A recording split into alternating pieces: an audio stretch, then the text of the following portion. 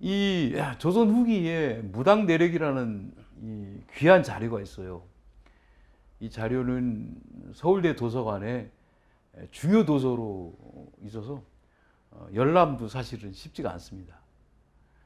다행히 이 책을 서울대에서 그 영인을 했어요. 그래서 제가 이 영인본을 예전에 아주 소중한 마음으로 구입을 했는데 책도 좀 큽니다. 판형이 커요. 이 자료의 특징은 그 원색 자료를 그대로 다 영인을 했다라는 거예요. 칼라판으로 했다라는 거죠. 근데 이 책자가 어떤 의미를 주냐면 우리의 어떤 그 무속의 어떤 문화적인 특징을 별로 군더더기 없이 쉽게 판단할 수 있게 안내를 해주고 있다는 거예요. 여기 보면 분명히 이렇게 써 있죠. 만신말명. 한자로 무녀지년원이다 이렇게 써 있어요. 이게 무슨 뜻이냐면 무녀, 무당의 연원, 아주 횟수로 오래된 어떤 근원을 말할 뿐이다. 이라는 것은 한자 그 문법상에 끝에 뭐뭐할 뿐이에요 이런 뜻이거든요. 뭐뭐할 뿐입니다.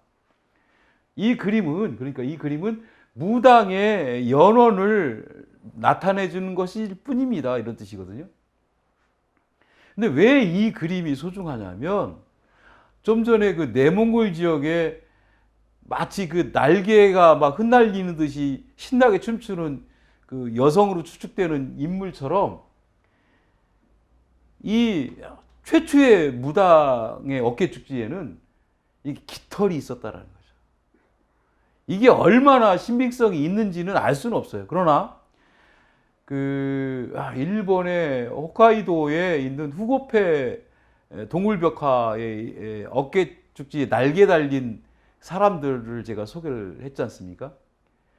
그런 것처럼 이 어깨 축지의 깃털 모양을 분명히 그린 걸 통해서 선사시대부터 우리 한국의 선대 조상님들은 소위 샤머니즘 행사를 치를 때에 뭔가 깃털이라든지 새와 연관된 어떤 형상을 하고 있었을 개연성이 있다. 이런 걸 느끼게 합니다. 그래서 어깨에 마치 이렇게 날개 깃털 같은 문양을 근거로 해서 본래 무녀는 자유로운 영혼을 추구했던 것일까? 이런 생각을 누구나 할 수 있는 거죠. 누구나. 모든 학문은 상식에서 출발하는 거거든요. 비상식에서 출발하는 건 학문이 아니죠. 그래서 하늘을 오르내리는 새처럼 지상과 천상을 이어주는 메신저, 매개자 역할을 한 거겠죠. 그래서 한국 샤머니즘의 역사에 있어서 여성의 존재는 그 천상과 지상을 이어주는 그런 무속적 사제, 이런 어떤 고유한 권능을 일찌감치 역할로서 받아들인 게 아닌가 이런 생각이 듭니다. 물론 남자도 무당이 있긴 해요. 그걸 특히 박수라고 하는데 박수보다는 일반 무녀가 더 많죠. 이것도 일전에 그 소개를 해드렸지만 천전이 암각화에 있는 이 다른 인물 도상에 비해서 큰 비례로 그려져 있는 이 인물상. 이 인물상 윗부분에 보면 이렇게 동글동글한 게 보여요. 도대체 이게 뭐냐? 이거에 대해서는 아직 연구자들의 어떤 합의된 그 보편 논리는 없습니다. 저는 개인적으로 이것이 꽃 모습을 띤 그 머리 씌우개, 이걸 뭐 화관이라고 저는 표현하고 싶지 않아요. 화관이라는 것은 중세 이후에 그 국가적인 어떤 그 관청 행사에 동원된 여성 무용가들이 머리에 쓴 걸 화관이라고 하지, 선사시대에 머리에 쓴 걸 화관이라고 하기에는 좀 저는 맞지 않다고 봅니다. 그리고 이 여성의 그 옆에 거듭된 마른 목걸이 있는데 이것은 무슨 뜻이냐? 꿈틀대는 생명의 약동성과 연속적인 지속성을 지향한 내면 세계의 반영일 수도 있겠다. 이런 생각을 해봤습니다. 그리고 여기 또 동심원이 있어요. 이 동심원은 그 물의 파동을 뜻할 수도 있고 근원인 샘물을 표현한 것일 수도 있겠다. 그렇기 때문에 생명의 연원인 여성성 그 자체를 표현한 것일 수가 있겠다. 이런 생각이 듭니다. 그러면 이 천전이의 이 부분에 이 도상이 갖는 의미는 그 꽃을 그 머리에 장식한 이 여성은 그 꽃 자체가 모든 식물을 보면은 꽃 아래에서 열매가 크지 않습니까? 제가 예전에 꽤 오래됐죠. 저희 아이들이 어린이 당시에 그러니까 한 10, 거의 한 20년 더 되네요. 그러니까 그때에 그 시청에서 특별히 불화를 받아서 조그만 텃밭 농사를 경험해 본 적이 있어요. 그래서 제가 수박을 키워본 적이 있는데 처음 하는 입장에서 그래도 저기 욕심이 있어가지고 수박 나중에 크면 맛있겠지 하는 생각에 수박을 키워봤는데 제가 수박꽃이라는 걸 처음 봤어요.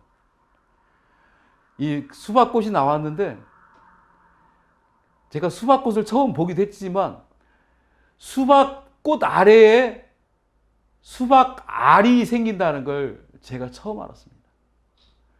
그러면서 제 스스로를 많이 반성한 적이 있어요. 제가 인문학을 한다고 하지만 자연 질서에 대해서 이렇게 내가 무지하구나. 열매가 맺히는 것이 꽃 아래에서부터 생긴다는 걸 그때 처음 알았어요. 그래서 제가 너무 놀라가지고 그때 그걸 기록을 하면서 이 우주의 경이로움을 느꼈어요. 그 꽃 아래에 조그마한 콩알만한 이 열매가 점점점 커지더니 수박이 되는 거예요, 세상에. 그래서 모든 식물에 이 꽃 아래에서 열매가 맺히는구나. 저는 정말 경이로움을 느꼈습니다.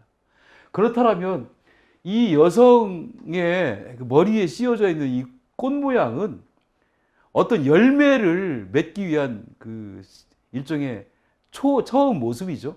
그런 것처럼 연속된 마름모꼴은 이런 생명이 아기가 태어나고 또 첫째가 태어나고 둘째가 태어나고 하듯이 연속된 어떤 생명체의 태동을 암시하는 게 아닌가.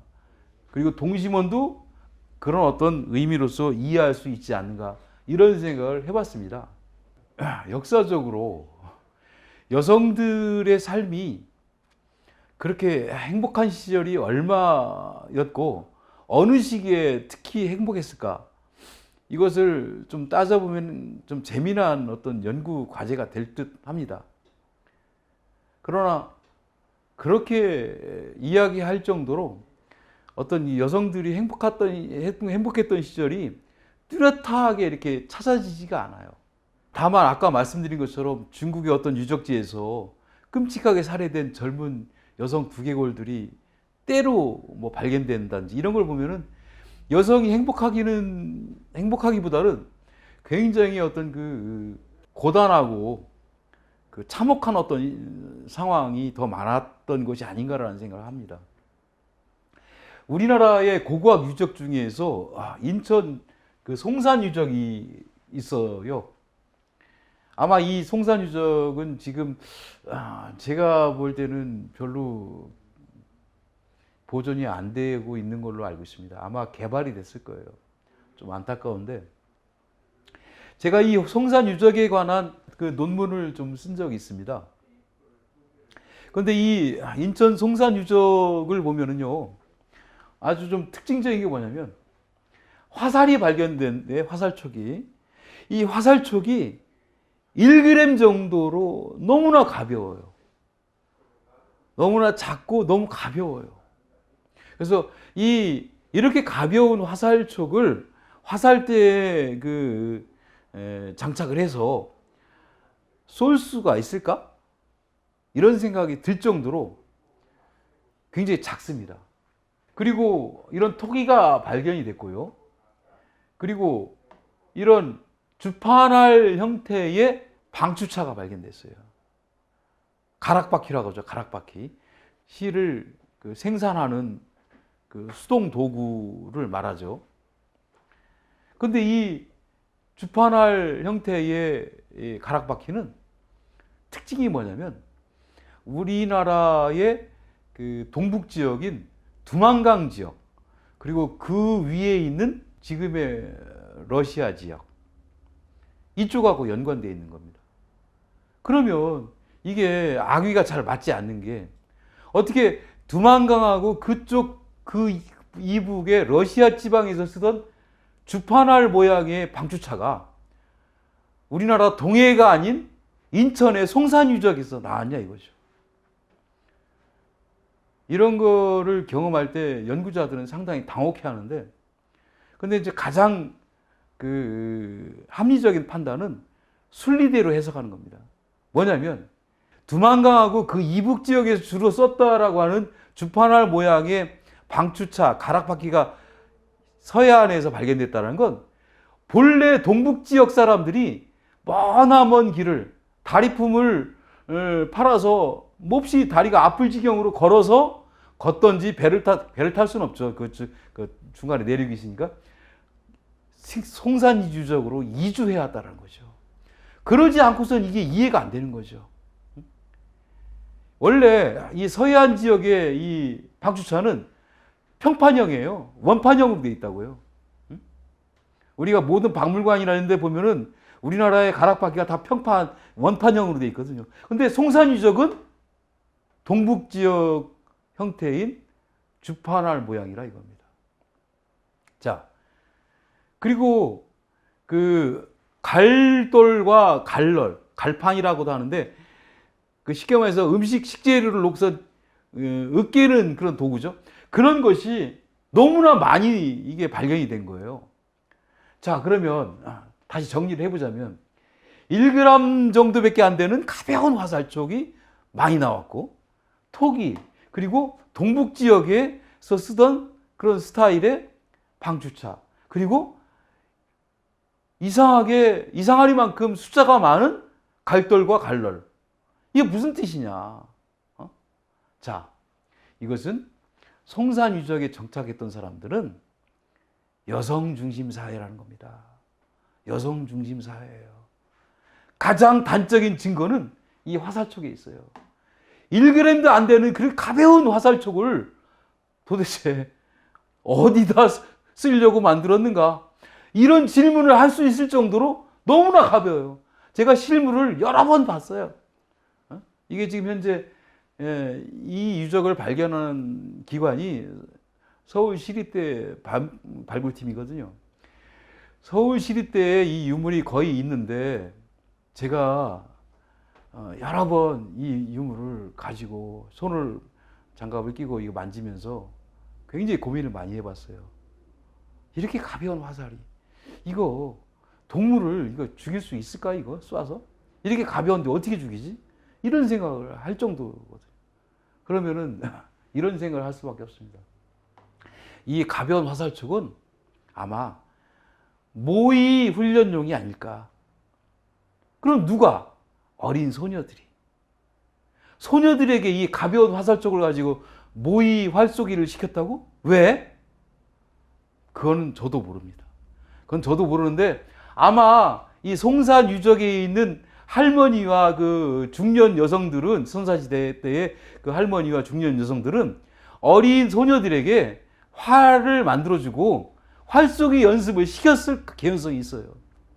왜냐면, 자, 남성이 적은 사회에서 우리 여성들도 사냥을 해서 먹고 살 수밖에 없다. 그러니까 너희들도 어렸을 때부터 연습을 해라. 그러니까 무거운 거 가지고 힘드니까 이걸로 해가지고 이 가벼운 화살촉을 가지고 연습한 게 아닌가. 그리고 갈돌과 갈널이 그렇게 많다라는 건 여성들이 많다라는 거죠. 여성들이 주로 하는 것이 이 갈돌과 갈널로 음식을 으깨는 건데, 남성이 거의 없었다라는 거죠, 이 사회에서. 그런 것처럼 아마존이라고 하는 여성 공간이 있었다고 하는데, 그런 것처럼 우리의 인천 송산 유적도 여성 중심 사회의 어떤 특징을 갖고 있는 그런 시공간이 있었다라는 거죠. 이것은 앞으로 더 연구 과제이지만, 그럼 왜 여성 중심으로 이루어졌을까? 많은 생각을 하지만, 첫째는 남성이 어떤 재난이나 전쟁과 같은 어떤 집단적인 어떤 다툼의 와중에서 많이 죽어갔을 개연성이 있습니다. 또 하나는 문화 인류학자들이 말한 것처럼 남성 세력과 일종의 라이벌 내지 그 대결 관계에 있었던 여성들이 남성들이 싫어서 여성들만 따로 살았을 개연성이 있는 거예요. 근데 우리 역사에 있어서 현재까지 축적된 연구 자료를 보건대 그 남성 세력과 일정하게 그 어떤 흔히 말해서 척을 져서 대결 관계에 있었던 그 세력이 있었던가에 대한 논문이 현재 하나도 없어요. 제가 알기로는. 그렇기 때문에 그 부분은 굉장히 조심스러울 수밖에 없는데 어쨌든 간에 인천 송산 유적이라고 하는 사회는 여성 중심 사회였다. 그런데 여성 중심 사회가 설화적으로는 존재합니다. 그게 대표적인 게 서왕모 집단이에요. 서왕모라고 하는 여성은 굉장히 신비로운 어떤 그 일종의 신녀와 같은 여성이었는데 자기가 그 이끌고 있는 여성들을 마치 집단화된 어떤 그 세력으로 움직였고 자기가 거처하던 곳을 궁궐처럼 축조해서 살았다라고 중국의 여러 설화에 한자로 기록이 되어 있습니다. 그런데 재미난 것은 이 서왕모가 나중에 이 서왕모가 남자들과 척을 지은 것이 아니라 동안공이라고 하는 또 특별한 남자 세력과 같이 좀 우호 관계를 맺습니다. 그래서 이 서왕모가 3000년에 한 번씩 복숭아가 열리고 그 3000년에 한 번씩 열리는 복숭아를 먹으면은 장수한다라고 하는 그 반도라고 하는 복숭아를 따서 동안공이라고 하는 남성 세력을 초대해서 식사 대접을 하거든요. 그게 바로 요지연도라고 하는 그 유명한 작품이죠. 우리나라 조선시대에 궁중에서 쓰던 요지연도 같은 경우는 그 가로가 한 10m가 넘습니다. 엄청 크죠. 높이도 한 보통 2m 이상이죠. 이렇게 엄청난 그 그림이 있어요. 그래서 인천 송산 유적이 고고학적으로 추론할 수 있는 여성 중심 사회라고 할 수 있다면 문헌설화적으로는 서왕모 설화 같은 걸 통해서 이미 동방의 상고사에서부터 성적인 어떤 구분을 통해서 분리된 주거 사회가 주거 공간이 있었을 개연성이 있다라는 걸 말씀드릴 수가 있습니다. 또 재미난 게 있어요. 이거는 일본의 축파신사 그 목판 조감도인데요. 여기가 이게 얼마나 재미냐면 이 산에 여기 한자로 써 있어요. 남채산이라고 써 있어요. 남채산. 이 채자가 몸채자입니다. 몸채자. 남성 몸을 형상한 산이라는 거예요. 그 오른쪽에는 또 여채산이라고 써 있어요. 여기 안 보이지만 조그맣게 한자로 써 있어요. 이걸 제가 어떻게 하냐면 제가 이것을 제가 직접 구매했습니다. 연구하려고. 정말 넘지 않을 선을 넘었는데 너무 비쌌지만 어쨌든 연구하기 위해서 어쩔 수 없이 제가 눈물을 먹고 샀는데 여기 여채산이라고 써 있어요. 그리고 이게 또 얼마나 재미냐면 이렇게 오다 보면 여기 개천이 있는데 개천도 이게 남성 여성의 어떤 그 성별 구분이 있고 우리가 도리라고 하는 거 있지 않습니까? 일본의 신성공간 앞에 세우는 이 문을 도리라고 하는데 이 도리도 한쪽은 여자 도리, 한쪽은 남자 도리라고 써 있어요. 그러면 이게 의미하는 게 뭘까? 제가 인천 송산 유적이 여성 중심 사회였을 거라고 추론했다고 말씀드렸는데 문헌적으로 보면 중국의 서왕모 설화를 통해서 성별 분리 주거 형태가 추론이 된다고 말씀드렸고요. 그리고 또 이 미술 작품으로서는 이 축파신사 목판 조감도가 일본에 있어서도 역시 남성 영역과 여성 영역이라고 하는 성별 구분에 의한 분리 주거 영역이 존재했다라는 것을 확인할 수가 있습니다. 그러면 한국, 중국, 일본, 동아시아 3국이 공히 성별에 따른 분리주거가 있었을 개연성이 거의 부정할 수 없게 되는 거죠. 그러면 왜 분리했을까? 도대체 왜 따로 살았을까? 그건 알 수가 없습니다. 연구자는 항상 원칙이 있어요. 모르는 건 무조건 모른다가 해야 됩니다. 모르는 걸 아는 척하는 건 죄악이라고 봐요. 저는. 그건 앞으로 따져야 될 문제지만 어쨌든 이러한 그 성적인 분리 주거 영역이 있었다라는 거죠. 아마 이런 그 시공간 속에서 여성 중심 사회와 남성 중심 사회를 일정하게 움직이는 어떤 룰이라고 해야 되나? 그런 질서가 따로 있었을 개연성이 느껴집니다. 자, 좀 전에 말한 거예요. 여기 이게 조거가 일본말로 도리라고 발음하지 않습니까? 어떤 신성 공간을 출입하기 위해서 통과하는 문인데 여기 써 있지 않습니까? 남체 조거. 이 채자가 이게 몸체자자를 일본인들이 이렇게 썼어요. 이거 이채자거든요. 체육할 때 그 채자, 몸체자를 일본인들은 이렇게도 씁니다. 남성 몸의 도리라는 거죠. 그 여기 보면은 여기 여체 화표. 저는 이 미술 자리가 왜 소중하냐면 중국의 정영위라고 하는 선사시대 때의 신선이 소개가 되는데 그 정영위라고 하는 신선이 살았던 곳이 요동이라고 합니다. 근데 그 요동은 선사시대 때는 소위 말하는 고조선이에요. 정확하게는 그냥 조선이 맞는데 이련 스님에 의해서 고조선이라고 불리운 거죠. 그래서 상고조선이라고 하는데 상고조선의 신선이 정영인데 정영위가 그 요동의 신선이었고 그 정영이가 그 다시 새로 화신을 했는데 몸을 바꿨는데 그 새로 모양을 바꾼 정영이 신선이 항상 어디에 올라가 있었냐면 화표 위에 올라가 있었다라고 분명히 중국 문헌에 써 있습니다. 제가 그래서 이 화표가 도대체 뭐냐 이거를 생각했는데 일본의 이 추파신사 조감도에 도리가 화표라고 써 있는 거예요. 그럼 이게 무슨 뜻이냐? 우리가 알고 있는 도리라고 하는 이 형태의 구조물이 일본말의 구조물이 아니었다라는 거예요. 상고 조선 사회에도 저런 구조물이 있었고 그 구조물 위에 사람 몸이 아닌 새 형상으로 화신한 요동 신선인 정영이가 거기 올라가가지고 앉아 있었다 이거죠. 근데 일본 사람들은 남성 문은 도리라고 하고 조거라고 하고 여성 문은 화표라고 했어요. 예, 똑같이 도리랑 똑같이 생겼지만 화표라고 썼다 이겁니다. 그러면 요동신선인 정영이는 왜 남성이 아니라 여성을 상징하는 그 구조물에 올라가 있었을까요? 그것도 모르겠어요.